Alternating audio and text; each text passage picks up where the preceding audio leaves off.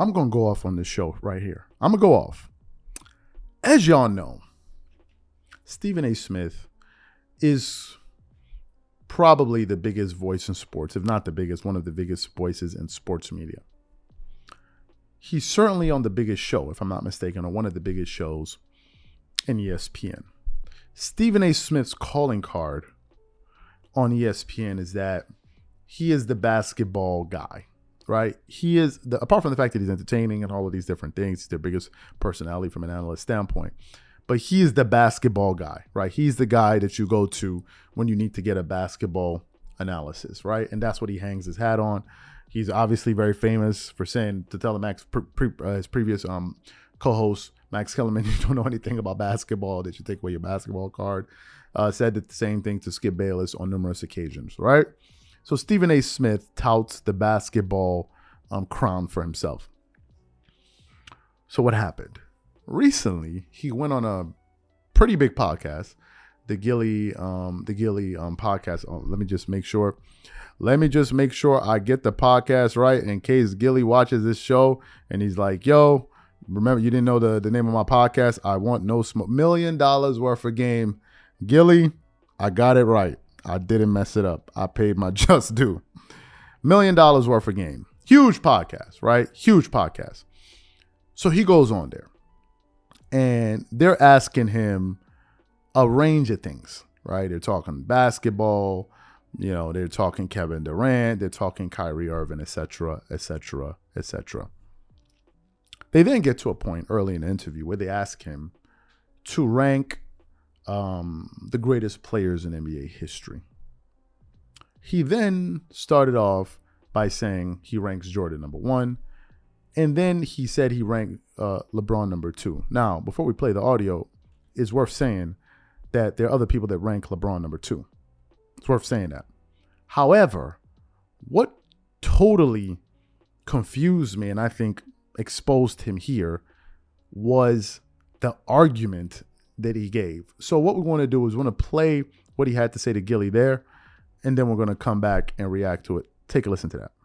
Outside of Michael Jordan, who's the second greatest player that ever played basketball? Me personally, if you're talking resume, it would be Kareem Abdul-Jabbar. If you're talking skill, to me, it's LeBron James. It's LeBron James. I think LeBron James is the second greatest player in the history of basketball. Absolutely. Without a doubt. LeBron James is the second greatest player. He's better than Kobe? Yes. Absolutely. Why is he better? It hurts me to say that because... I'm not saying because I need to know. No, it hurts me to say that because Kobe was my man, but Kobe was a scoring machine and Kobe was an assassin. But here's the analogy that I throw by a lot of basketball experts. You do understand that when you look at Kobe, you automatically think number 2 at his position. Right.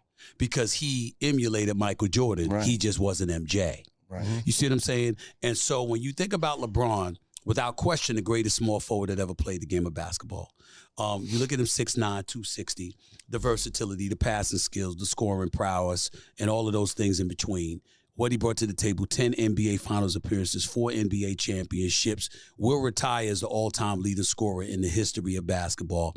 Shooting, field goal percentage shooting was greater. 3-point percentage shooting was right up there with Kobe's, if not better. All of those things taken into consideration, didn't have Shaq at his disposal, didn't have Phil Jackson as a coach to lean on. All of those things taken into consideration, you look at Kobe without taking anything away from the Black Mamba, one of the greatest ever.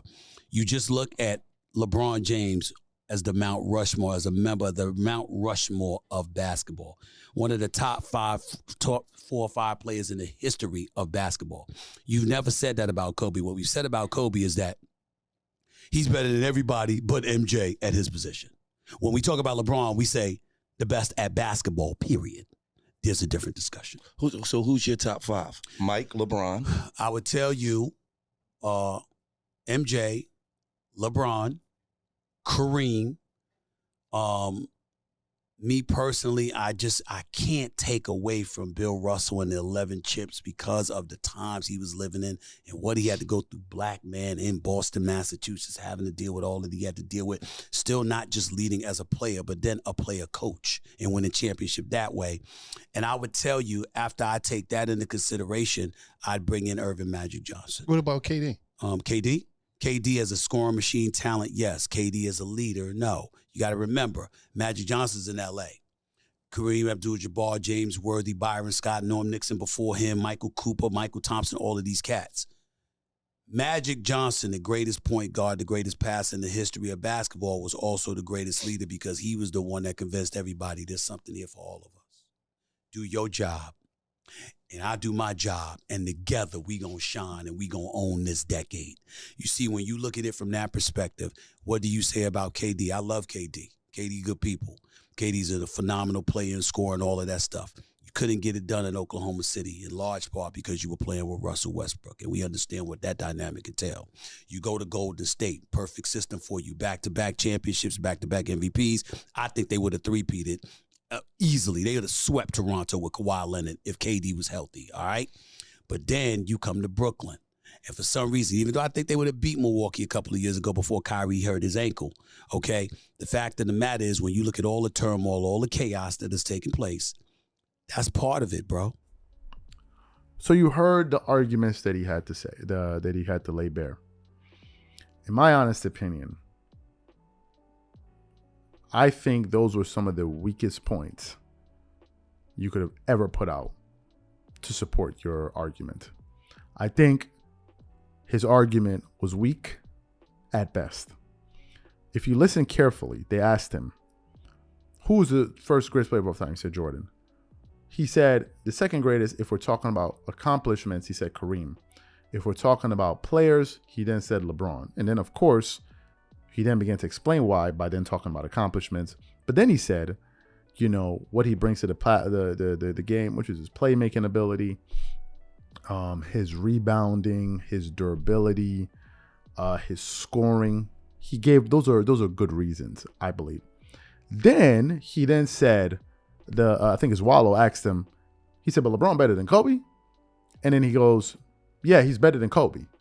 And then he goes, why? He asked him why. All he asked him was to basically expand on your position. Stephen A. Smith then said, well, LeBron didn't have Shaq and Kobe, and Phil Jackson to lean on the way Kobe did. Timeout.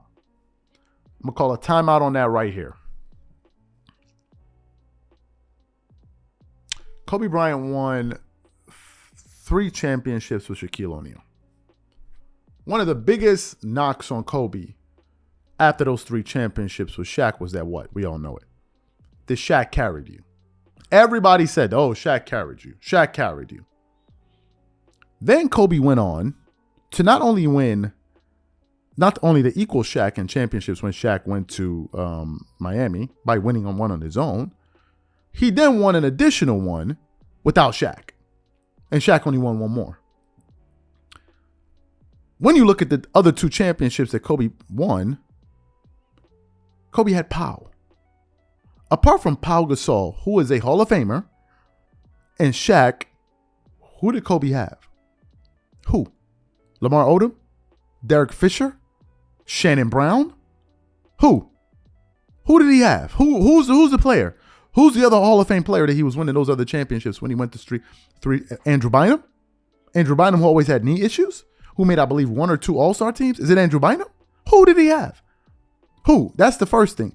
The second thing is the inverse of that. Who did LeBron have? LeBron had Chris Bosh, Hall of Famer. We're talking about players that he played with for at least a good amount of time. He had Chris Bosh, Kevin Love, Kyrie Irving, Dwayne Wade, Russell Westbrook. Then I think he had Dwight Howard and some other players that escape me at the moment. Yeah, of course, he had Carlos Boozer. These are not Hall of Famers. These are all-stars. So he said that part. What I would have hoped for in that moment was to give a better explanation. His explanation seemed very surface level. Then he said something where he told a lie. He said, the other reason he has LeBron ranked higher than Kobe, listen to this one, is because Kobe, it was always said that Kobe was the second best player at his position. He was always the second best player behind Jordan. But that's a flat out lie. That was never what was said about Kobe. What was said about Kobe for those of us that remember was he was the closest thing that we have seen since Jordan. That is exactly how Kobe Bryant was characterized. They were like, are we looking at Jordan or are we looking at Kobe? They said they have never seen a player as good as Kobe since they saw Michael Jordan. They said he was the closest thing ever. That was what was always said. And when Charles Barkley was on NBA on TNT, when he ranked Kobe, I think in his top 10, then he said that he's one of the 5 greatest players of all time. Kenny Smith said he's better than Kareem Hakeem. He said yes. He's better than this one. He said yes. He said why? He said, let me ask you guys. We all said that the audio's there. We all said that Michael Jordan is the greatest player of all time, right? They go, yeah. And we also say that Kobe Bryant's the closest player to Michael Jordan of all time. So how is he not better than Magic Johnson and all of these guys? That was what was always said. Let me tell you guys exactly what I think is informing Stephen A. Smith's opinion here. I 100% believe in my soul, I 100% believe that Stephen A. Smith is saying this to maintain relationships. Stephen A. Smith is very big on relationships and clout. He's very big on telling you who he knows, who he saw, who called him, who he called, what relationship he has. He is big on that. You know, there are dudes that like to take pictures to be like, yo, I took a picture with him. They're dudes like that. And I think that the reason he said that is because he wants to maintain that relationship. I don't truly believe he said that because if he did mean it, your argument is lame. I expected more than that. And the reasons you disqualified Kobe were not good enough. They didn't suffice to me. If you say you have LeBron number 2 all time, there's nothing wrong with that, although I disagree. But at least have a good argument. Make a good case. But then to say that Kobe we always knew that Kobe was the second greatest shooting guard of all time. But that's not what was said about him. It was always that he's the closest thing since Jordan. That was always it. So to me, I didn't understand that. My issue here is that I think he got exposed for giving a lousy basketball analysis there. A very lousy, lazy one. And I would hope one day, maybe when when LeBron passes Kareem, hopefully they bring up a topic point like this where they discuss it in depth, right? And I would like to hear exactly why he feels that way, because those arguments to me were lame as hell.